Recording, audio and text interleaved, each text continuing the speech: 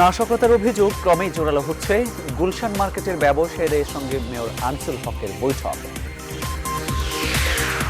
৫ জানুয়ারি উপলক্ষে বিএনপির অনুষ্ঠানে বিভিন্ন স্থানে বাধা। বরিশালে বিএনপি অফিসে ছাত্রলীগ ও যুবলীগের হামলা।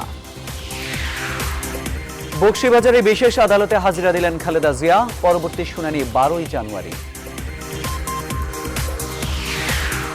শপথ নিলেন নারায়ণগঞ্জে নবনির্বাচিত মেয়র সেলিনা হায়াৎ আইভী। শান্তিপূর্ণ নগরী গড়ে তোলার অঙ্গীকার।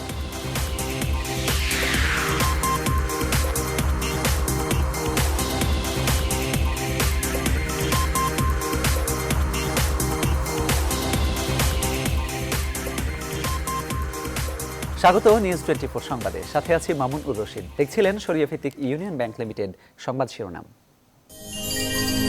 ডিল পাল্লার দিন শেষ, মেগা ডিজিটাল স্কেলে বাংলাদেশ। আগুনে পুড়ে যাওয়ার ৩ দিন পরও গুলশান ডিএনসিসি মার্কেটের ধ্বংসস্তূপ থেকে এখনো ধোঁয়া উঠছে। এদিকে ক্রমে এই আগুনে ব্যবসায়ীদের নাশকতার অভিযোগ জোরালো হচ্ছে। কিছুক্ষণ আগে ওই মার্কেটের ব্যবসায়ীদের সঙ্গে বৈঠকে বসেন ঢাকা উত্তর সিটি কর্পোরেশনের মেয়র আনিসুল হক। এখনও ভবনের ভিতরে আগুনের কুণ্ডলী দেখা যাচ্ছে। আগুন নেভাতে চেষ্টা চালিয়ে যাচ্ছে ফায়ার সার্ভিস। এরই মধ্যে ব্যবসায়ীদের নাশকতার অভিযোগ ক্রমেই জোরালো হচ্ছে। এদিকে ব্যবসায়ীদের অভিযোগ নিয়ে ঢাকা উত্তর সিটি কর্পোরেশনের মেয়র আনিসুল হক বৈঠকে বসেছেন।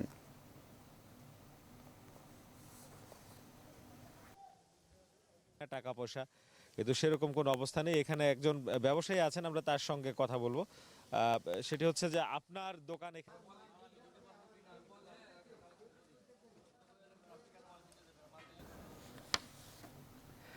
প্রাথমিকভাবে আগুন নিয়ন্ত্রণ করা গেলে বড় ধরনের ক্ষয়ক্ষতি সামাল দেওয়ার সক্ষমতা ফায়ার সার্ভিসে রয়েছে। কিন্তু অধিকাংশ আবাসিক ও বাণিজ্যিক ভবনের মালিকরা অগ্নি নির্বাপন ব্যবস্থা গ্রহণে ফায়ার সার্ভিসের নির্দেশনা মানছেন না, আর এতেই বাড়ছে ক্ষয়ক্ষতি।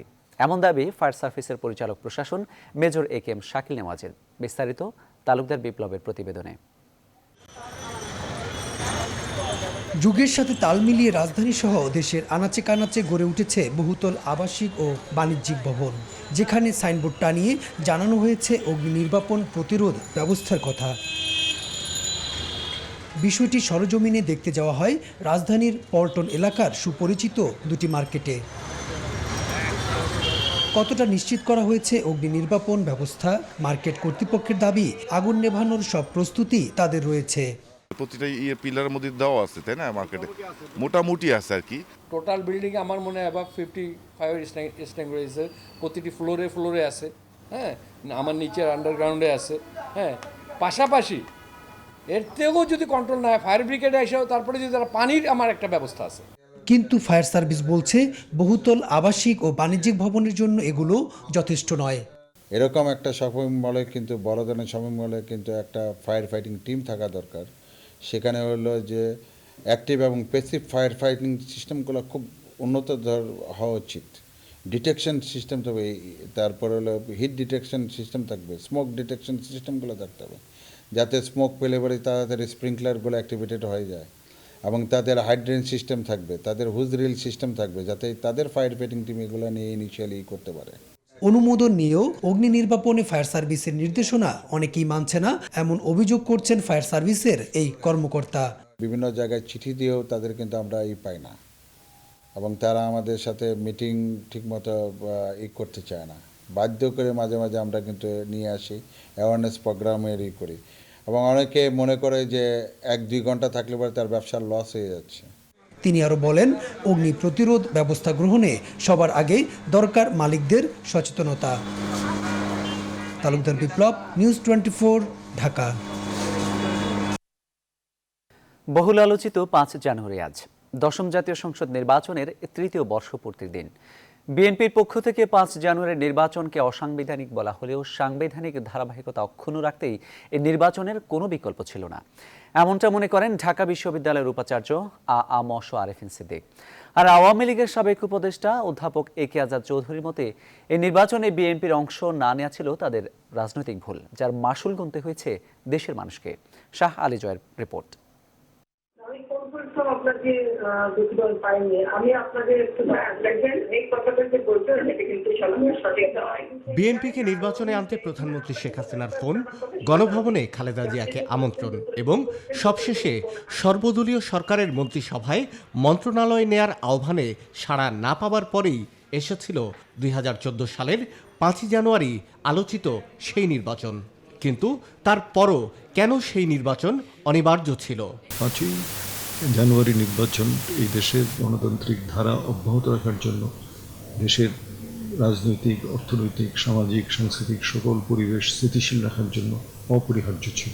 সম্পূর্ণ না অসম্পূর্ণ, পরিপূর্ণ না অপরিপূর্ণ, সেটা টোটালি জিরো সাম গেমে চলে যাচ্ছিল। সেটাকে রক্ষা করার জন্য নির্বাচনটা দরকার ছিল। দশম জাতীয় সংসদ নির্বাচনে একদিকে তৎকালীন বিরোধী দল বিএনপি এবং সমমনা দলগুলোর নির্বাচন বর্জন এবং প্রতিরোধের ঘোষণা, অন্যদিকে নির্বাচন করার পক্ষে সরকারের অনড় অবস্থান। উত্তেজনা আর উৎকণ্ঠায় তখন সারা দেশ। এই বাস্তবতায় সাংবিধানিক শূন্যতা তৈরি হলে দেশে কি হতে পারত সেই আশঙ্কার কথা জানান ঢাকা বিশ্ববিদ্যালয়ের উপাচার্য। কোনো যদি ব্যত্যয় ঘটে তাহলে যে শূন্যতার সৃষ্টি হবে, সেই শূন্যতার সুযোগ নেওয়ার জন্য বহু জায়গা থেকে বহু ধরনের সমস্যা সৃষ্টি হওয়ার সম্ভাবনা থাকে। আমরা দেখেছি এই দেশে সামরিক শাসন, স্বৈর শাসন, গণতান্ত্রিক অপশাসন, বহু কিছুই তো আমরা দেখেছি। উচ্চ আদালতের রায় এবং সর্বশেষ তত্ত্বাবধায়ক সরকারের অভিজ্ঞতা, এসব মিলিয়ে অনির্বাচিত কোনো সরকারের দ্বারা নির্বাচন অনুষ্ঠান চায়নি আওয়ামী লীগ। তাদের প্রস্তাব ছিল নির্বাচনকালীন সর্বদলীয় সরকারের, কিন্তু বিএনপি নেত্রীর পক্ষে এসেছিল এই প্রস্তাবের তির্যক উত্তর। এক পর্যায়ে তিনি বললেন যে ঠিক আছে, সরকারে যদি আপনারা মন্ত্রিত্বও চান, আমি মন্ত্রিত্ব দিতেও রাজি আছি, হোম মিনিস্ট্রি চান সেটাও থাকতে পারে, কোনো অসুবিধা নেই, তবে সেটা হবে ইলেক্টেড গভর্নমেন্টের আন্ডারেরই একটা, এবং কেয়ারটেকারের কনসেপ্ট নয়। কেয়ারটেকার কনসেপ্ট কী করে আসবে? তারা তো ইলেক্টেড রিপ্রেজেন্টেটিভ না, সিলেক্টেড পার্সন। সেইটাকেও অস্বীকার করে যখন নির্বাচন বয়কট করলো, এবং বয়কট শুধু না, বয়কট করার সঙ্গে সঙ্গে প্রতিরোধ করার যে কর্মসূচি, সে তো সব মানে ভায়োলেন্ট অ্যাক্টিভিটি। 5ই জানুয়ারির নির্বাচনের পর এবং 2015 সালে এই নির্বাচনের বর্ষপূর্তিতে দেশ জুড়ে ব্যাপক সহিংসতা ঘটায় বিএনপি জামাত জোট। পেট্রোল বোমার নাশকতায় দেশ জুড়ে আইন শৃঙ্খলা রক্ষাকারী বাহিনীর সদস্য সহ নিহত হন শতাধিক মানুষ। যানবাহন, বিদ্যুৎ কেন্দ্র পোড়ানো সহ ধ্বংস হয় সরকারি বহু স্থাপনা। ফলে দেশের ইতিহাসে 5ই জানুয়ারি এখন একটি আলোচিত দিন। শাহ আলী জয়, নিউজ 24, ঢাকা। দর্শক, আগুন লাগার 3 দিন পর গুলশান ডিএনসিসি মার্কেটের ব্যবসায়ীদের সঙ্গে কিছুক্ষণ আগে বৈঠক করেছেন ঢাকা উত্তর সিটি কর্পোরেশন মেয়র আনিসুল হক। এখন তিনি সংবাদ সম্মেলনে এই বিষয়ে বিস্তারিত জানাচ্ছেন। আমরা সরাসরি চলে যাচ্ছি সেখানে। জানাই আমাদের আন্তরিক সমবেদনা। তাদেরকে জানাতে চাই, আপনাদের এই দুর্গম যাত্রায় ডিএনসিসি সর্ব অবস্থায় আপনাদের পাশে থাকবে। আরও জানাতে চাই, আমাদের দৃঢ় বিশ্বাস, এই ধ্বংসস্তূপের মধ্য থেকেই আবারও জীবন জেগে উঠবে সবার। জীবনে এরকম বিপদ আমাদের প্রত্যেকেরই কখনো না কখনো আসে, এটাই প্রকৃতির নিয়ম। এই পুনর্জাগরণের সময় ক্লেদ মুক্ত হয়ে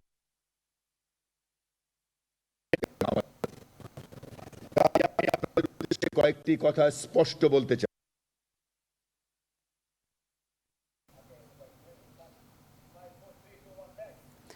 দর্শক, দেখছিলেন বৈঠক পরিবর্তনের সময় ঢাকা উত্তর সিটি কর্পোরেশন মেয়র আনিসুল হকের সংবাদ সম্মেলন। যাচ্ছি খবরের পরের প্রসঙ্গে।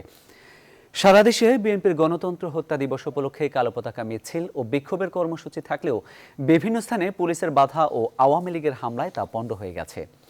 বরিশালে বিএনপির বিক্ষোভ সমাবেশে 2 দফা হামলা চালিয়েছে যুবলীগ ও ছাত্রলীগের নেতাকর্মীরা। 5ই জানুয়ারি গণতন্ত্র হত্যা দিবস উপলক্ষে কেন্দ্রীয় কর্মসূচির অংশ হিসেবে বিক্ষোভ সমাবেশ ও কালো পতাকা মিছিলে অংশ নেওয়ার জন্য সকাল থেকেই সদর রোডের দলীয় কার্যালয়ে জড়ো হয় বিএনপি নেতাকর্মীরা। দলীয় কার্যালয়ের সামনে অবস্থানরত বিএনপি নেতাকর্মীদের উপর যুবলীগ ও ছাত্রলীগ নেতাকর্মীরা হামলা চালায়। এই সময় প্রাণ বাঁচাতে দলীয় কার্যালয়ে অবস্থান নেয় বিএনপি নেতাকর্মীরা। পরে পুলিশ ছাত্রলীগ যুবলীগকে দূরে সরিয়ে দেয়। সিলেটে পুলিশি বাধায় কেন্দ্রীয় কর্মসূচির অংশ হিসেবে কালো পতাকা মিছিল করতে পারেনি বিএনপি নেতাকর্মীরা। বৃহস্পতিবার সকাল 11টার দিকে আম্বরখানা পয়েন্ট থেকে বিএনপি নেতাকর্মীরা মিছিল বের করার চেষ্টা করেন। এ সময় বাধা দেয় পুলিশ। পুলিশি বাধায় মিছিল করতে না পেরে নেতাকর্মীরা ফিরে যান। সুনামগঞ্জে এই দিবস উপলক্ষে বিএনপির নেতাকর্মীরা কালো পতাকা মিছিল বের করলে আলতাফ উদ্দিন স্কোয়ারে যাওয়ার পথে পুলিশ বাধা দেয়। পরে সেখানে এক সংক্ষিপ্ত সমাবেশে মিলিত হয় নেতাকর্মীরা।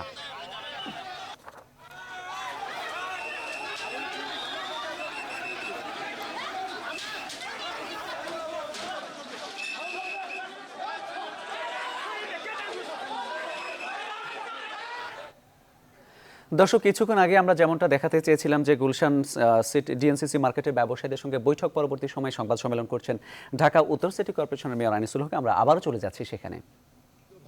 ব্যক্তিগত সম্পদের পাহাড় গড়ে আমাদের সন্তান ও পরের প্রজন্মকে নিরাপত্তা দেয়া যাবে না। তাই সকলের কাছে সিটি কর্পোরেশন একটি মেসেজ দিতে চায়, আপনারা আমাদের প্রতিপক্ষ নন, আমরা আপনাদের প্রতিপক্ষ নই। প্রতিনিয়তই শহরের বিভিন্ন কোনায় মহল্লায় মার্কেটে আগুন লাগছে, কালকে রাতেও লেগেছে। এটি আমাদের জন্য একটি বিরাট অশনি সংকেত। শহরকে জ্বলতে দেয়া যাবে না। শহরের প্রতিটি বাড়ি, প্রতিটি কর্মস্থানকে করতে হবে নিরাপদ। এতে যদি স্বল্পকালীন ব্যবসায়িক ক্ষতি স্বার্থত্যাগ করতে হয়, যদি বৃহত্তের স্বার্থের দিকে তাকিয়ে দোকানপাট আবাসনের জায়গাটিকে সংস্কার করতে হয়, পরিত্যাগ করতে হয়, তবে তাই করা হবে। ডিএনসিসি একটি সেবামূলক প্রতিষ্ঠান।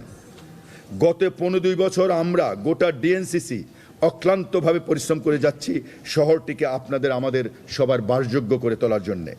তাই আপনাদের সকলের কাছে আমাদের ঐকান্তিক অনুরোধ, শহরের বাসযোগ্যতা নিশ্চিত করতে প্রতিটি আবাসিক এলাকা, প্রতিটি বাণিজ্যিক এলাকা, প্রতিটি কর্মের এলাকা আমাদের নিজস্ব কঠোর ও নির্মোহ নজরদারির আয়তায় আমরা আনছি। কারণ নিয়ম কানুনহীন শহরে মানুষ, ব্যবসা, স্বপ্ন কোনো কিছুই টেকাতে পারে না। স্বেচ্ছাচারিতা কোনো শহরকেই বাসযোগ্য বা নান্দনিক করতে পারে না। ট্রাফিকে আটকে পড়া শুধু হর্ন বাজালেই যেমন এগুলো যায় না, তেমনি আমরা পরস্পরকে দোষারোপ করেও কোনো দিন কোনো কিছুর সমাধান করতে পারবো না। আমাদের পরস্পরের দোষারোপ বন্ধ করতে হবে। উত্তরণের মন্ত্র একটাই, একসাথে কাঁধে কাঁধ মিলিয়ে পরস্পরকে সাহায্য করতে হবে। যিনি ওই মার্কেটে ব্যবসা করেন তার সাথে আমার কোনো স্বার্থ নেই। আমার স্বার্থ হলো তাকে সুষ্ঠুভাবে ব্যবসা করতে দেওয়া। আমার স্বার্থ হলো তিনি আমাদেরকে টাকা দেবেন, ভাড়া দেবেন। এই যে এখানে যারা বসে আছেন এনাদেরকে জিজ্ঞেস করেন, আজকে থেকে 1 বছর আগেও কারা গেছেন রিসেন্টলি আমি জানি না উত্তর মার্কেটে, আজকে থেকে 1 বছর আগেও সেই মার্কেটের সমস্ত বেচা কেনা হতো লবিতে মালপত্র থাকতো। আমাদের অনুরোধের পর এরাই কিন্তু সেই শৃঙ্খলা এনেছেন। ডিএনসিসির ওটা না, কাঁচাবাজারও সেই শৃঙ্খলা, সে অনেক যুদ্ধ হয়েছে।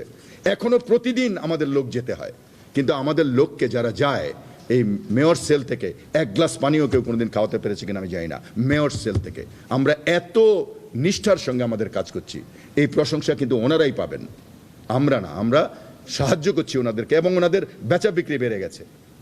আমরা আজকে থেকে 9 মাস আগে ইঞ্জিনিয়ার পাঠিয়েছিলাম যে এই বিল্ডিংটাকে সুন্দর করতে চাই, সামনের জায়গাটিকে সুন্দর করতে চাই, সেই কাজটি আমরা করছি। এখন কিছু অবজেকশন পেয়েছি, আমরা বলেছি আগে ওনাদেরকে অন্য জায়গা দেখাই। গুলশান 2 নম্বর করছি, বনানী মার্কেট করছি, ওনারা নিজেরাই আসবেন যে আমাদের জায়গাটা এরকম করে দেন, কারণ বিক্রি বেড়ে যাবে। আমাদের অন্য কোনো স্বার্থ নেই এখানে। ইতিমধ্যে গত 2 দিন ধরে ডিএনসিসিকে ঘিরে কিছু মন্তব্যের জের ও কিছু আপেক্ষিক অস্পষ্টতার জন্ম হয়েছে। এটি পরিষ্কার করা আমাদের দায়িত্ব। সেই জন্যে কিছু তথ্য এবং ছবি আপনাদের তুলে ধরছি, বিরোধিতা করার জন্য নয়, ঝগড়া লাগানোর জন্য নয়, কারণ আপনাদেরকেও কিছু জিনিস জানা প্রয়োজন এবং এগুলো সব ডকুমেন্টেড। একই সাথে ক্ষতিগ্রস্ত ব্যবসায়ী পরিবারের প্রতি পূর্ণ শ্রদ্ধা এবং সমবেদনা রেখে আগামীর নিরাপদ ঢাকা গড়ার আশ্বাস দিচ্ছি। উপস্থিত ভাই বোনেরা, আমরা জাস্ট আপনাদেরকে এটুকু বলতে চাই, জাস্ট ঘটনাটা বলি আপনারা বুঝবেন। 2001 সালে আপনারা স্লাইড দেখতে পাবেন এখানে, কারণ এগুলো সব কাগজপত্র, এখানে কোনো ডিবেট করার জিনিস নাই। 2001 সালে এই মার্কেটের 3য় ও 4র্থ তলা কার্যক্রম গ্রহণ করা হয়। 27/6/2001 তারিখে 3য় ও 4র্থ তলার বরাদ্দ দেওয়ার জন্যে বিজ্ঞপ্তি প্রকাশ করা হয়। 3য় তলায় 56 জন, 4র্থ তলায় 17 জনের কাছে আংশিক সালামির টাকা নেওয়া হয়। পরবর্তীতে 4র্থ তলার একজন সালামির টাকা ফেরত দেন। 18 মার্চ 2002 তারিখে মার্কেটের বিভিন্ন বিম ও কলামে ফাটল দেখা দিলে ঝুঁকি এড়ানোর লক্ষ্যে 2002-তে স্টিল প্রুফিং করা হয়। মার্কেটের সিঁড়ি সংলগ্ন খালি জায়গায় বসে ব্যবসা করার অনুরোধ জানানো হয়। তৃতীয় ও চতুর্থ তলার কাজ স্থগিত করে দেওয়া হয়। মনে রাখবেন 2002 সালে স্থগিত করা দেওয়া হয়েছিল। পরবর্তীতে 30/3/2010 সালে মার্কেটের নিচতলা ও দোতলার বিভিন্ন খালি স্পেসে 32টি দোকান বিভিন্ন ব্যক্তিকে অস্থায়ীভাবে বরাদ্দ দেওয়া হয়। তাই অস্থায়ী বরাদ্দ নিয়ে তারা এই অস্থায়ী বরাদ্দ নিয়ে বেসিক কথা হলো 3 তলায় 4 তলায় কনস্ট্রাকশন বন্ধ করে দেওয়া হয়, ফাটল দেখা হয়, কিন্তু এর পরেও মানে আমি অনেক লম্বা করে পড়তে পারি, কাগজগুলো আপনাদের কাছে আছে, এর পরেও সেখানে দোকান করা হয়। আরও 26টি অবৈধ দোকান সেখানে দেয়া হয়, উপরে নিচে সিঁড়ির নিচে সব মিলে। 27/11/2011 তারিখে এই অস্থায়ীগুলোকে বাতিল করা হয়, কারণ দি building has become already risky. এরপরে যদি আপনারা দেখেন, এর এগেনস্টে দুটো মামলা করা হয়, 8,924/2010, 2,192/2011। পরবর্তীতে এই রিট পিটিশনগুলো খারিজ করা হয়। এরপর এই যে এর পরেরটা দেখো তোমরা, বুয়েটের একটা মানে রিপোর্ট করা হয়। এই বুয়েটের রিপোর্ট মতো তাদেরকে বলা হয় যে এখানে ওজন কমান, লোড কন্ট্রোল করেন। এই যে এটা হলো নোটিশ 20/3/2002-তে, এই কাগজ আপনাদের দিয়ে দেব আমরা। তারপরে এই অস্থায়ীগুলো 11/11/2011-তে বাতিল করি আমরা, যে আপনারা লোড কমাতে হবে এখান থেকে। অস্থায়ী সিটি কর্পোরেশনের আইনে, আজকে আমাকে মাননীয় প্রধানমন্ত্রী মনে করিয়ে দিয়েছেন, বলবো সে কথা পরে, সিটি কর্পোরেশনের আইনে স্থায়ীকেও ক্যান্সেল করতে পারে যদি ঠিকমতো ভাড়া না দেয়, যদি ঠিকমতো না চলে। ওনারা ভাড়া নিয়েছেন কিন্তু আইন মাফিক চলার জন্য, and we are business partner, পরস্পরকে সাহায্য করার জন্য। অস্থায়ী সবসময় অস্থায়ী, যে কোনো সময় আপনি ক্যান্সেল করতে পারেন। 11/11/2011-তে এটা আপনাদের দিব, এগুলো ক্যান্সেল করা হয়। এটা 27/11-তে এই বাতিল নোটিশ দেওয়া হয়। কিন্তু আবার এর বিরুদ্ধে মামলা আছে। এটা আমরা অক্টোবর 2016-তে যেন উচ্ছেদ করতে না পারি, এটার এগেনস্ট আবার মামলা করা হয় অক্টোবর 2016-তে। এগুলো ঘটনা, এগুলো অস্বীকার করার কিছু নেই। বুয়েটের চিঠি আমরা প্রত্যেককে ইন্ডিভিজুয়ালি দেই, তখন একই চিঠি প্রত্যেককে, এবং সেই দর্শকদের ছিলেন গুলশান ডিএনসিসি মার্কেটের ব্যবসায়ীদের সঙ্গে ঢাকা উত্তর সিটি কর্পোরেশনের মেয়র আনিসুল হকের বৈঠক পরবর্তীতে সংবাদ সম্মেলন, এবং তিনি এই দুর্ঘটনার 3 দিন পর আজ ডিএনসিসি মার্কেটের ব্যবসায়ীদের সঙ্গে বৈঠক করেন। বৈঠকের পর এ বিষয়ে বিস্তারিত বিষয় সাংবাদিকদের সামনে তুলে ধরছিলেন, দেখছিলেন সেই অনুষ্ঠান এবং সরাসরি দেখছিলেন সেই সংবাদ সম্মেলন। আবারও ফিরে যাচ্ছি আমরা 10ম জাতীয় সংসদের 3য় বছরপূর্তি উৎসব উপলক্ষে, এবং সেখানে 5 জানুয়ারিকে গণতন্ত্রের বিজয় দিবস হিসেবে পালন করছে আওয়ামী লীগ। এই উপলক্ষে রাজধানীর রাসেল স্কোয়ারে জনসভার আয়োজন করা হয়েছে। সেখানে আছেন আমাদের সহকর্মী তানজির মেহেদি। আমরা সরাসরি চলে যাচ্ছি তার কাছে। তানজির, জনসভা আসলে কখন শুরু হবে এই বিষয়ে কিছু আপনার কাছে আছে কিনা, এবং সবশেষ কি আছে তথ্যগুলো? দর্শক, আমরা সংযোগটি পাওয়ার অপেক্ষা করছি।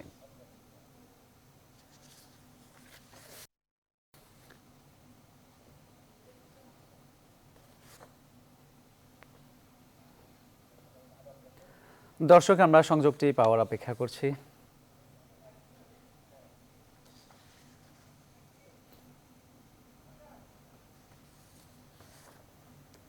তানজির, জনসভা কি শুরু হয়েছে?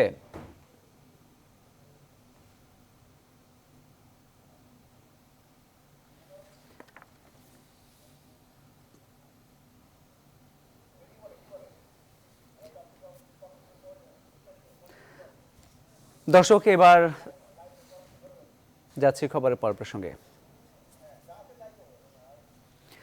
10ম জাতীয় সংসদ নির্বাচনে দেশের অন্যতম বৃহত্তম রাজনৈতিক দল বিএনপির নির্বাচন বর্জনের কৌশলকে ভুল মনে করেন গণস্বাস্থ্য কেন্দ্রের প্রতিষ্ঠাতা ডক্টর জাফরুল্লাহ চৌধুরী। আর 5 জানুয়ারির নির্বাচনকে সবার ভুল বলে মনে করেন সুশীল সমাজের প্রতিনিধি ঢাকা বিশ্ববিদ্যালয়ের শিক্ষক আসিফ নজরুল। আরও জানাচ্ছেন মারুফা রহমান। আমি বলবো কেয়ারটেকার ছাড়া নির্বাচন হবে না। নির্বাচন হবে হবে হবে।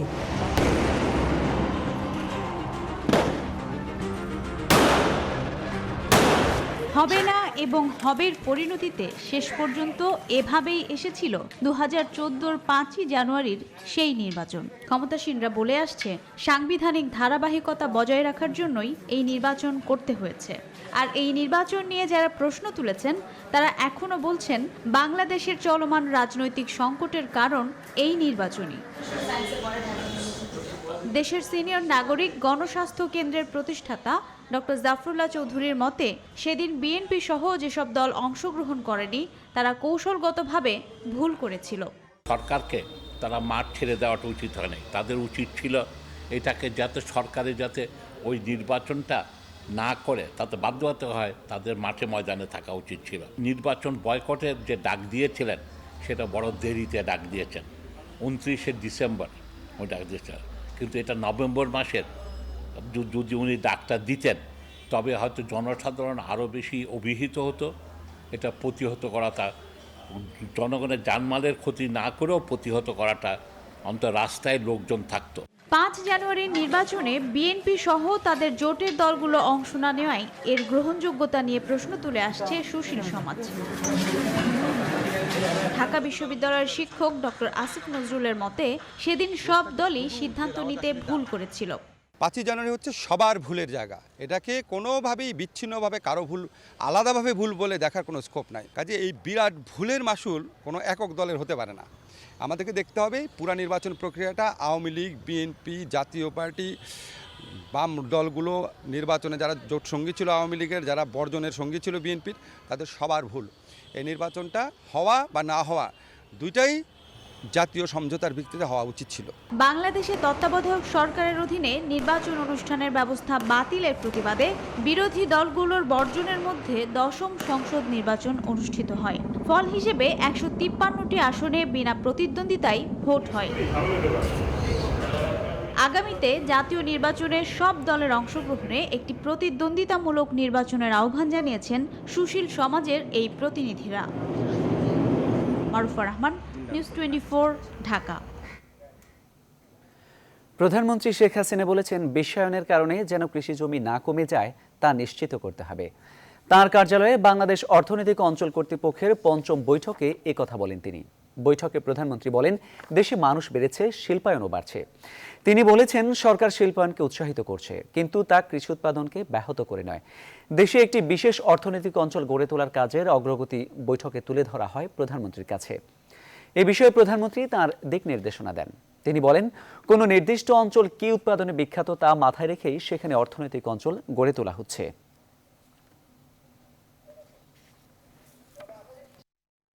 আমার 16 কোটি মানুষের খাদ্য নিরাপত্তা দিতে হবে। সেই জন্য একদিকে যেমন কৃষি জমি রক্ষা করা, অপরদিকে আমার শিল্পায়ন যেন ঘরে তার ব্যবস্থা করা, সেদিকে লক্ষ্য রেখেই আমাদের যে সিদ্ধান্ত সেটা হলো আমরা নিয়েছি যে আমরা সমগ্র বাংলাদেশব্যাপী বিশেষ অর্থনৈতিক অঞ্চল গড়ে তুলব, যেখানে দেশি বিদেশি সব ধরনের বিনিয়োগ আসবে, সেটা আসার সুযোগ হবে, কিন্তু সুনির্দিষ্ট জায়গায় বিনিয়োগ করতে হবে। যত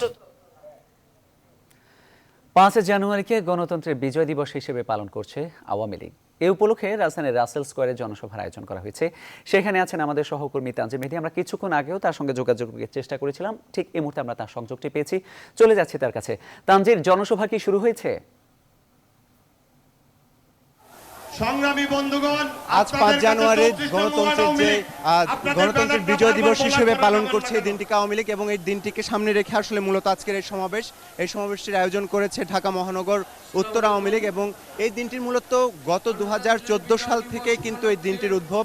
বলা হচ্ছে 2014 সালের 5 জানুয়ারিতে যে 10ম সংসদ নির্বাচনটি হয়েছিল, সেই নির্বাচনটি যদি সে সময় না হতো তাহলে গণতন্ত্রের যে ধারাবাহিকতা সেটি আসলে বজায় রাখা সম্ভব হতো না, এমনকি সাংবিধানিক শূন্যতা তৈরি হতো। এবং সেই শূন্যতা যদি তৈরি হতো তাহলে দেশে দখলদার কিংবা যারা ক্ষমতা লোভী তাদের হাতে ক্ষমতা চলে যাওয়ার একটি আশঙ্কার জায়গা ছিল। সেই জায়গা থেকে কিন্তু আওয়ামী লীগ 10ম জাতীয় সংসদ নির্বাচনে অংশ নিয়ে সালের সেই 5 জানুয়ারি নির্বাচনের মধ্য দিয়ে ক্ষমতা গঠন করে তারা তাদের ধারাবাহিকতা, গণতন্ত্রের ধারাবাহিকতা এবং উন্নয়নের ধারাবাহিকতা বজায় রেখেছে বলে তাদের পক্ষ থেকে দাবি করা হয়ে আসছে এবং সেই ধারাবাহিকতায় আজকের দিনটিকে তারা গণতন্ত্রের বিজয় দিবস হিসেবে পালন করে। পাশাপাশি এই দিনটিকে গণতন্ত্রের হত্যা দিবস হিসেবে পালন করছে বিএনপি, কেননা তারা মনে করছে 2014 সালের 5 জানুয়ারির যে নির্বাচন সেটির মধ্য দিয়ে মূলত গণতন্ত্রকে হত্যা করা হয়েছে। সেদিন বিএনপির অনুপস্থিতিতে আসলে নির্বাচন অংশ নিয়ে নিরঙ্কুশ বিজয় লাভ করেছিল আওয়ামী লীগ। তেমন একটি দাবি বিএনপির পক্ষ থেকে করা হয়, কিন্তু আওয়ামী লীগ এবং বিএনপির মধ্যে এটি নিয়ে একটি পাল্টাপাল্টে কর্মসূচি আছে এবং বরাবরই সেটি হয়ে থাকে সেই ধারাবাহিকতা। কিন্তু বারবার আওয়ামী লীগের পক্ষ থেকে বলা হয় এটি আসলে গণতন্ত্রকে সমুন্নত রাখা, সংবিধানকে সমুন্নত রাখার যে নির্বাচন, সেই নির্বাচনের মধ্য দিয়ে কিন্তু আজকের এই উত্তরণ এবং আজকের যে উন্নয়নের ধারাবাহিকতা, সেই ধারাবাহিকতার শুরু কিন্তু সেই নির্বাচনের মধ্য দিয়ে। এবং আজকের এই জনসমাবেশকে ঘিরে কিন্তু এখানে মানুষ কানায় কানায় পূর্ণ হয়ে উঠেছে। আমরা যদি মঞ্চের দিকে লক্ষ্য করি তাহলে দেখব যে দলের যে কার্যনির্বাহী কমিটি, সেই কার্যনির্বাহী কমিটির প্রেসিডিয়াম মেম্বার থেকে শুরু করে বিভিন্ন পর্যায়ের গুরুত্বপূর্ণ নেতারা এখানে আছেন। পাশাপাশি আছেন ছাত্র নেতারা, মহিলা নেতারাও এখানে আছেন। পাশাপাশি যারা আয়োজক সেই উত্তর আওয়ামী লীগ, উত্তর আওয়ামী লীগের সভাপতি, সেক্রেটারি সহ নানা পর্যায়ের নেতারা কিন্তু আজকের এই অনুষ্ঠানে যোগ দিয়েছেন। আর তারা চান এই অনুষ্ঠানের সফলতা, কেননা তারা মনে করছে যে আওয়ামী লীগের যে উন্নয়ন কর্মকাণ্ড, সেই উন্নয়ন কর্মকাণ্ডকে এগিয়ে নিতে হলে জনমানুষের আস্থা প্রয়োজন এবং তারা সেই জনমানুষের আস্থার উপর ভিত্তি করে আগামী 2019 সালের যে একাদশ সংসদ নির্বাচন, সেই নির্বাচনের বৈতরণীও পার হতে চায় এবং সেজন্য মানুষের কাছাকাছি যেতে তাদের এই আয়োজন এবং তারাই সমাবেশটি পালন করছে। বাংলাদেশ আওয়ামী লীগের উপপ্রচার তানজির, আপনাকে ধন্যবাদ। আপনি থাকুন সেখানে, আমরা পরবর্তীতে আবারও আপনার সঙ্গে যোগাযোগ করব। দর্শক, রাজধানীর রাসেল স্কোয়ার থেকে জানাচ্ছিলেন সহকর্মী তানজির মেহেদি। তিনি জানাচ্ছিলেন 5 জানুয়ারিকে গণতন্ত্রের বিজয় দিবস হিসেবে পালন করছে বাংলাদেশ আওয়ামী লীগ এবং রাজধানীর রাসেল স্কোয়ারে সেখানে একটি জনসভাও করছেন তারা। সে বিষয়ে সবশেষ খবর জানাচ্ছিলেন সহকর্মী তানজির মেহেদি। যাচ্ছি খবরের পরের প্রসঙ্গে। জিয়া চ্যারিটেবল ট্রাস্ট দুর্নীতি মামলায় বকশীবাজারে স্থাপিত বিশেষ আদালতে হাজিরা দিয়েছেন বিএনপি চেয়ারপারসন বেগম খালেদা জিয়া। আগামী 12 জানুয়ারি পরবর্তী শুনানির দিন ধার্য করেছেন আদালত। এর আগে বেলা 11টার কিছু পরে পুরান ঢাকার বকশীবাজার আলিয়া মাদ্রাসা মাঠে স্থাপিত বিশেষ আদালতে পৌঁছান খালেদা জিয়া। এ সময় দলীয় নেতাকর্মী ও সমর্থকরা স্লোগান দিতে থাকেন। খালেদা জিয়া পৌঁছানোর পরপরই শুরু হয় আদালতের কার্যক্রম। জিয়া চ্যারিটেবল ট্রাস্ট মামলায় আত্মপক্ষ সমর্থনে খালেদা জিয়ার আজ বক্তব্য দেওয়ার কথা ছিল।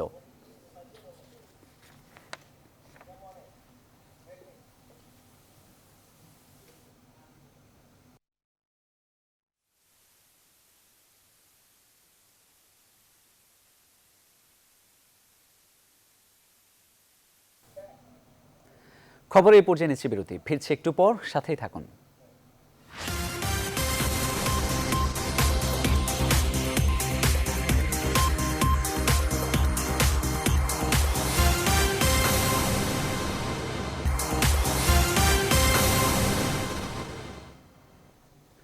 বিরতির পর আবারও স্বাগত, দেখছেন নিউজ 24।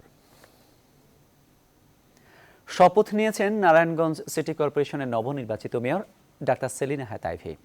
সকালে প্রধানমন্ত্রীর কার্যালয়ে অনাড়ম্বর শপথ অনুষ্ঠানে শপথ বাক্য পাঠ করেন আইভী। প্রধানমন্ত্রী শেখ হাসিনা শপথ পড়ান নারায়ণগঞ্জের মেয়রকে। এছাড়া নির্বাচিত কাউন্সিলর এবং সংরক্ষিত নারী কাউন্সিলরদের শপথ পড়ান স্থানীয় সরকার মন্ত্রী খন্দকার মোশাররফ হোসেন। শপথ শেষে আইভী জানান নারায়ণগঞ্জকে শান্তিপূর্ণ মহানগরী হিসেবে গড়ে তুলতে কাজ করবেন তিনি। গত মেয়াদে তাঁর অসম্পূর্ণ কাজগুলো এই মেয়াদে শেষ করার কথাও জানান আইভী। নারায়ণগঞ্জের মানুষ যেভাবে চাবে নারায়ণগঞ্জকে সাজাতে, আমি সেভাবেই সাজানোর চেষ্টা করব।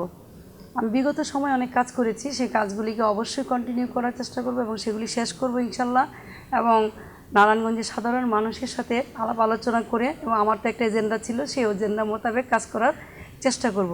যেখানে অন্যায় অবিচার সেখানে আইভির মতো করেই প্রতিবাদ করবে এবং অবশ্যই মানুষকে শান্তিতে থাকার জন্য নারায়ণগঞ্জকে অবশ্যই একটা সারা বাংলাদেশের মধ্যে ইলেকশন করে নারায়ণগঞ্জের মানুষ যেমন দেখিয়ে দিয়েছে যে গভর্নমেন্ট যেভাবে সুষ্ঠু নির্বাচন চেয়েছে, নারায়ণগঞ্জের ভোটাররাও ঠিক সেভাবেই কিন্তু ভোট দিয়েছে। ঠিক তদ্রূপভাবে নারায়ণগঞ্জবাসীর উপরে, নগরবাসীর উপরেও দায়িত্ব পড়ে যে তারা।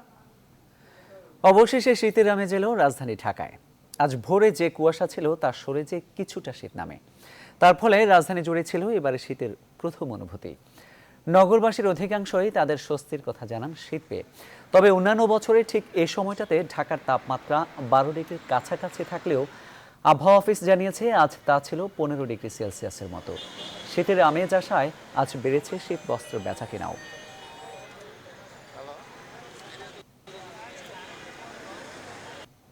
প্রথমে আজকে শীতের কাপড় পরলাম। ঢাকা শহরে এত শীত লাগে না, রাত্রিবেলা তো শীত লাগেই না, একটা কাঁথা কম্বল হলেই যথেষ্ট। প্রত্যেকটা সিজনের তো একটা নিজস্ব বৈশিষ্ট্যতা আছে, তো আমার মনে হয় শীতের সময় শীতটা থাকলে ভালো, কিন্তু এবার তো ঢাকায় যা দেখতেছি যে তেমন শীত নাই।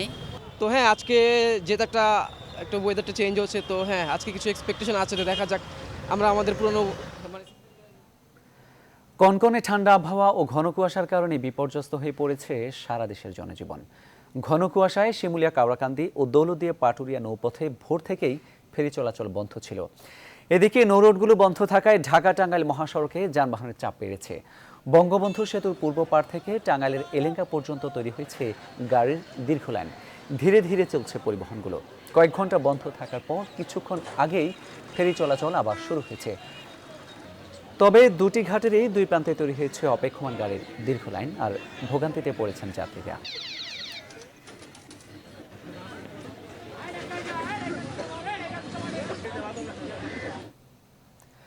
গাজীপুর ও মৌলভীবাজারে সড়ক দুর্ঘটনায় 6 জন মারা গেছে, আহত হয়েছে আরও 8 জন। বুধবার দিবাগত রাতে সিটি কর্পোরেশন এলাকার বাঘিয়া রাজাবাড়ি সড়কে একটি মাটি বোঝাই ট্রাক নিয়ন্ত্রণ হারিয়ে খাদে পড়ে। এতে ঘটনাস্থলেই 3 শ্রমিক নিহত ও ট্রাকের চালক গুরুতর আহত হন। পরে আহত চালককে গাজীপুর মেডিকেল কলেজ হাসপাতালে নেওয়া হলে কর্মরত চিকিৎসক তাকে মৃত ঘোষণা করেন। এদিকে মৌলভীবাজারের রাজনগরে সিএনজি ও পিকআপের মুখোমুখি সংঘর্ষে 2 জন নিহত হয়েছে। পুলিশ জানায়, বৃহস্পতিবার সকাল 8টার দিকে উপজেলার মসুরিয়া এলাকায় এই দুর্ঘটনা ঘটে। এতে ঘটনাস্থলে 2 সিএনজি যাত্রী মারা যায়।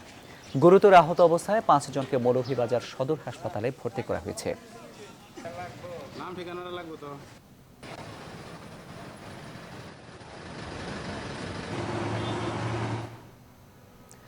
এবার ফার্স্ট সিকিউরিটি ইসলামী ব্যাংক অর্থ বাণিজ্যের খবর।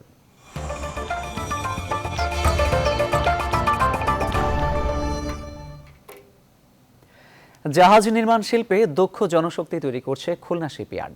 জাহাজ নির্মাণ ও মেরামতের পাশাপাশি যে কোনো শিপইয়ার্ডে কাজ করার উপযুক্ত করে শ্রমিকদের দক্ষতা বাড়ানো হচ্ছে সেখানে। ফলে প্রতি বছর বিপুল সংখ্যক দক্ষ শ্রমিক যুক্ত হচ্ছেন শ্রমবাজারে। শামসুজ্জামান শাহিনের 2 পর্বের ধারাবাহিকের শেষ পর্ব জানাচ্ছেন হাসান কামরুল। খুলনা শিপইয়ার্ডে শ্রমিক দক্ষতা বাড়ানোর তেমন কোনো ব্যবস্থা ছিল না আগে।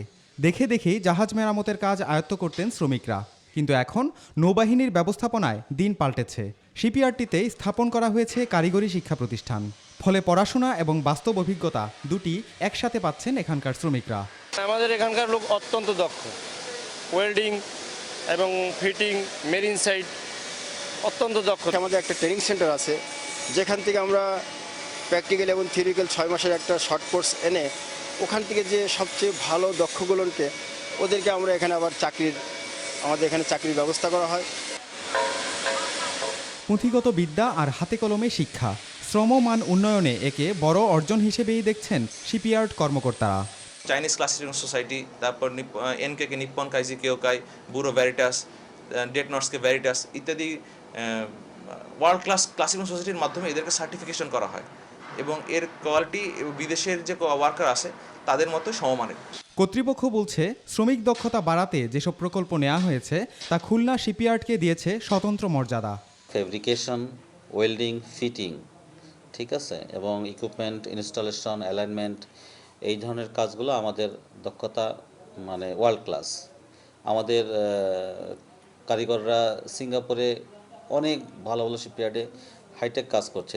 এই ইয়ার্ডে জাহাজ ডকিং এবং আনডকিংয়ের জন্য রয়েছে 700 টন ক্ষমতার স্পিংওয়ে। এছাড়া নির্মাণ ও মেরামতের জন্য আছে 425 ফুটের 8টি বার্থ। দ্রুত নির্মাণ ও মেরামত কাজের পাশাপাশি গুণগত মান বজায় রাখতে এসব রাখছে উল্লেখযোগ্য ভূমিকা। Desk report, news 24। খবর নিচ্ছি আবারও বিরতি, ফিরছি একটু পর, সাথেই থাকুন।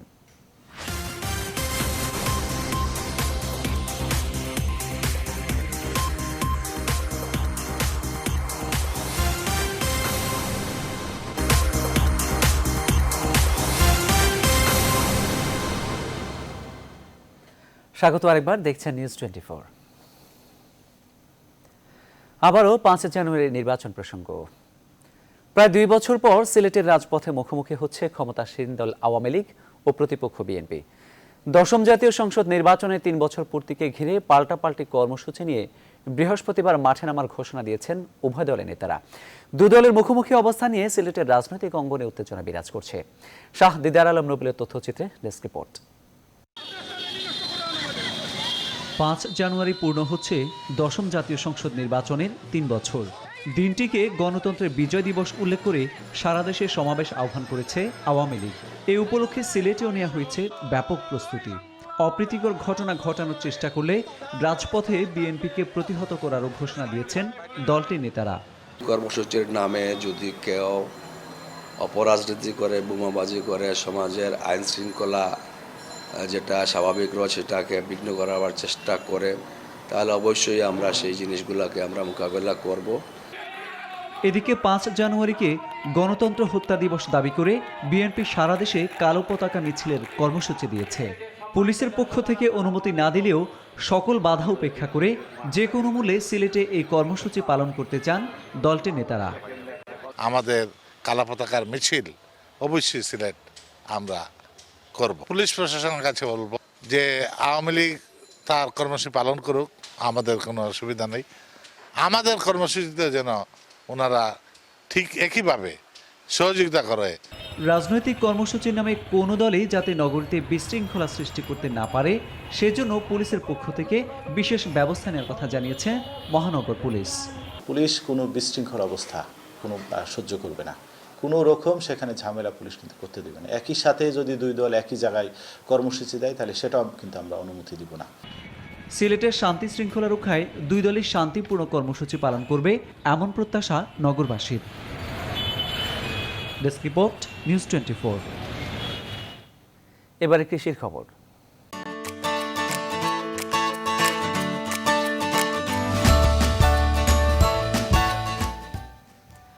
অধিক লাভের আশায় ব্যাপক আলু চাষ করেছে জয়পুরহাটের কৃষকরা, কিন্তু আমদানি বেড়ে যাওয়ায় কমতে শুরু করেছে এর দাম। জয়পুরহাট প্রতিনিধি আলমগীর চৌধুরী রিপোর্ট জানাচ্ছেন তাজিন আশরাফি। জয়পুরহাটে এবার আলু চাষ হয়েছে 42,530 হেক্টর জমিতে, যা আগের বারের তুলনায় 6% বেশি। শুরুতে প্রতিমন লাল ও সাদা আলু 7 থেকে 800 টাকায় বিক্রি হলেও এখন বিক্রি হচ্ছে 200 থেকে 400 টাকায়। এতে কৃষকের লোকসান বিঘা প্রতি 4 থেকে 5,000 টাকা। জয়পুরহাটে গুটি আলুর 400, 420, পরে 380, 60। সকালবেলা আমরা নাল গুটি সকালবেলা কিনলাম 420 টাকার থেকে শুরু করে 400, পরে 380, 350 পর্যন্ত সর্বশেষ আর কি বাজার কেনাকাটা করলাম। জয়পুরহাটে সাদা আলুর বাজার গেনুলা আলু 220-30 টাকা মন। আলুর এমন বাজারে বিপাকে প্রান্তিক কৃষক। প্রতি বিঘায় আলুতে খরচ হচ্ছে আমাদের 18 থেকে 20,000 টাকা, আর বর্তমানে আমরা বিক্রি করতেছি প্রতি মনে 300 টাকা। এতে আমাদের বিঘা প্রতি প্রায় 7 থেকে 8,000 টাকা লস হচ্ছে আমাদের। আলু লাগে আমার ঘরে, খুব কষ্টের মধ্যে পড়ে গেছি। এতে মনে করেন যে আমার বাচ্চা কাচ্চা নিয়ে সোল পড়লে, আমার বাপ মা হলে আমার চলা খুব কষ্টকর দাঁড়িয়ে যাচ্ছে। তবে কৃষকরা বিপাকে পড়লেও ভিন্ন কথা বললেন জেলার এই কৃষি কর্মকর্তা। আলুর বর্তমান অবস্থা সন্তোষজনক। আমাদের যে লক্ষ্যমাত্রা প্রায় 8,50,000 মেট্রিক টন, তা ছাড়িয়ে যাবে বলে বিশ্বাস করে এবং এ থেকে কৃষকরা এবার লাভবান হবে বলে মনে হয়। কৃষি উপকরণের দাম কমানো সহ এই খাতের উন্নয়নে সব ধরনের উদ্যোগ নেবে সরকার, এমন আশা কৃষকদের। Desk report, news 24। নিচ্ছি আবারও বিরতি, নিউজ 24 এর সাথেই থাকুন।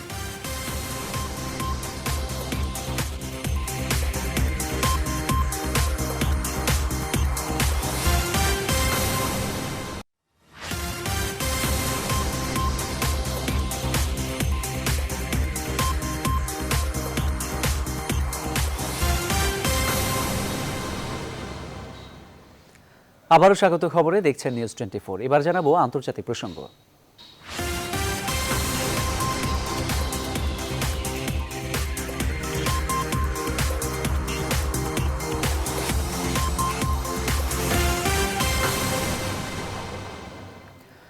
ভারতের 5টি রাজ্যে ফেব্রুয়ারিতে বিধানসভা নির্বাচন অনুষ্ঠানের ঘোষণা দিয়েছে দেশটির নির্বাচন কমিশন।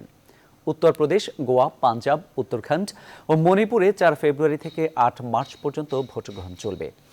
ভোটের ফল ঘোষণা করা হবে 11 মার্চ, এমনটাই জানিয়েছেন প্রধান নির্বাচন কমিশনার নসিম জৈদি। এর মধ্যে উত্তরপ্রদেশে 7 দফায় ভোট গ্রহণ করা হবে। উত্তর পূর্বের রাজ্য মণিপুরে 2 দফায় 4 ও 8 মার্চ ভোট নেওয়া হবে। পশ্চিমের রাজ্য গোয়া ও উত্তর রাজ্য পাঞ্জাবে 1 দফায় 4 ফেব্রুয়ারি ভোট দেবেন ভোটাররা। দেশটির উত্তরের আরেক রাজ্য উত্তরাখণ্ডে 15 ফেব্রুয়ারি ভোট গ্রহণ করা হবে। যুক্তরাষ্ট্রের প্রেসিডেন্ট নির্বাচনে রাশিয়ার অনধিকার চর্চা বিষয়ে উইকিলিক্সের প্রতিষ্ঠাতা জুলিয়ান অ্যাসাঞ্জের মতকে সমর্থন দিয়েছেন নবনির্বাচিত মার্কিন প্রেসিডেন্ট ডোনাল্ড ট্রাম্প। অ্যাসাঞ্জের মতে ডেমোক্র্যাট দলের অসংখ্য ইমেইল ফাঁসের সাথে রাশিয়ার কোনো যোগসূত্র নেই। এ বিষয়ে অ্যাসাঞ্জকে সমর্থন করে টুইট করেছেন ডোনাল্ড ট্রাম্প। ইমেইল ফাঁস ইস্যুতে মার্কিন গোয়েন্দাদের ভাষ্যকে চূড়ান্তভাবে মানতে বারবারই অস্বীকৃতি জানিয়েছেন ট্রাম্প।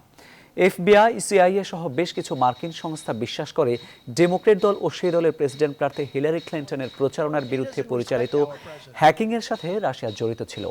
উইকিলিক্স ও অন্যান্য মাধ্যমে ফাঁস হওয়া ওইসব তথ্য প্রেসিডেন্ট নির্বাচনে ট্রাম্পকে জয়ী করার উদ্দেশ্যে করা হয়েছে বলে মনে করে FBI ও CIA।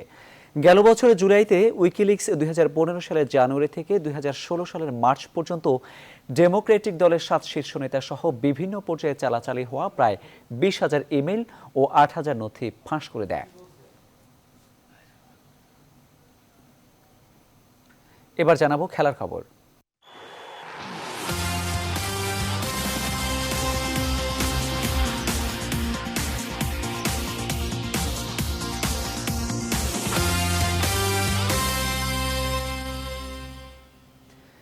দীর্ঘ 10 বছর ভারতের ওয়ানডে ও টি-20 দলের অধিনায়কত্ব পালনের পর বুধবার সরে দাঁড়িয়েছেন মহেন্দ্র সিং ধোনি। তিনি ভারতকে এনে দিয়েছেন আইসিসির 3টি ট্রফি, দলকে নিয়ে গেছেন টেস্ট র্যাঙ্কিংয়ের শীর্ষে, সাথে অস্ট্রেলিয়াকে দিয়েছেন তাদের ঘরে মাঠে হোয়াইট ওয়াশের স্বাদ। ক্রিকেটীয় জীবনে ধোনির অবিস্মরণীয় সব কীর্তি নিয়ে বিস্তারিত জানাচ্ছেন পার্থ বণিক।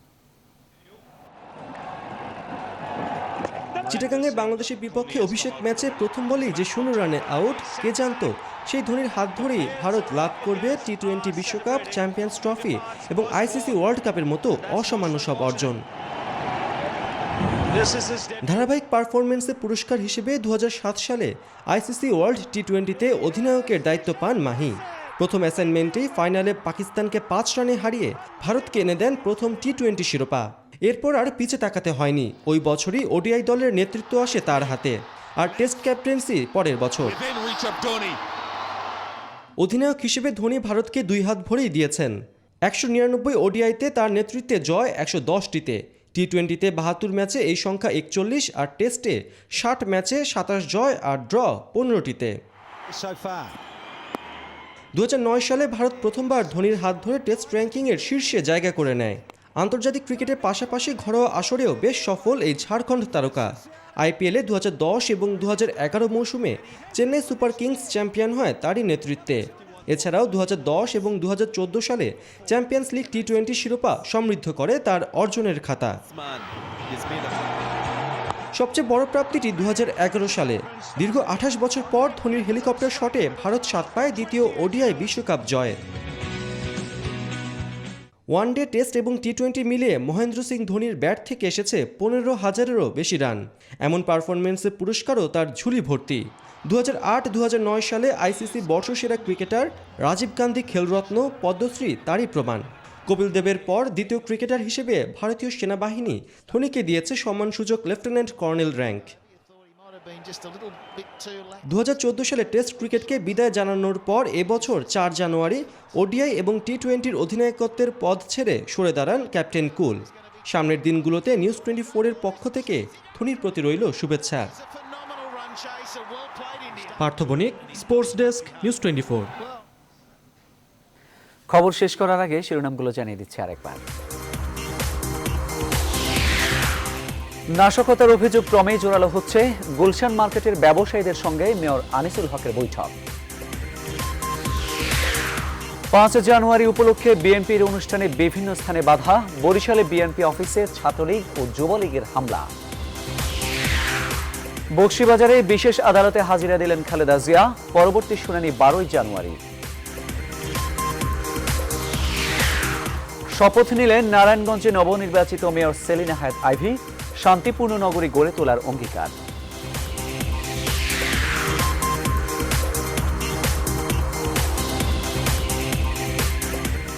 এখন এ পর্যন্তই দেখছেন নিউজ 24। আমাদের পরবর্তী আয়োজন দেখার আমন্ত্রণ রইল। এতক্ষণ সঙ্গে থাকার জন্য সবাইকে ধন্যবাদ।